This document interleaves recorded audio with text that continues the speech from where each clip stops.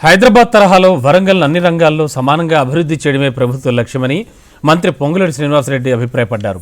హన్మకొండలో నిర్వహించిన ప్రజాపాలన ప్రజా విజయోత్సవ సభలో పాల్గొన్న మంత్రి వరంగల్ అభివృద్ధి కోసం అద్భుతమైన మాస్టర్ ప్లాన్ రూపొందించామన్నారు. వరంగల్ నగరం చుట్టూ 3 విడతల్లో ఇన్నర్ రింగ్ రోడ్ నిర్మాణం పూర్తి చేస్తామని చెప్పారు.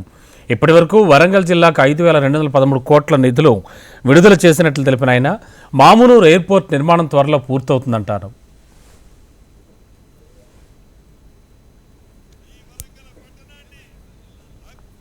దాంట్లో తీర్చిదిద్దే దాంట్లో మౌలిక వసతులు కనిపించే దాంట్లో రహదారులు నిర్మించే దాంట్లో అన్ని రంగాలలో హైదరాబాద్కి ఎక్కడా తగ్గకుండా ఇదేనా రెండో క్యాపిటల్ అనే విధంగా వరంగల్ పట్టణాన్ని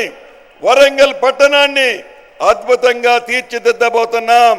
ఆనాటి ప్రభుత్వం వరంగల్ పట్టణంలో అనేక కార్యక్రమాలు చేపడతామని చెప్పిన కార్యక్రమాలు ఏటిని పూర్తి చేయకుండా మాటలకే పరిమితం చేసి ఈనాడు ఈ వరంగల్ పట్టణాన్ని ఇంతకుముందే స్థానిక ఎమ్మెల్యే గారు చెప్పినట్లు అద్భుతంగా వరదల నిధులు గౌరవ ముఖ్యమంత్రి గారు ఉప ముఖ్యమంత్రి గారు ఈ వరంగల్ జిల్లాకి అంటే ముఖ్యంగా వరంగల్ పట్టణానికి ఇవ్వటం జరిగింది.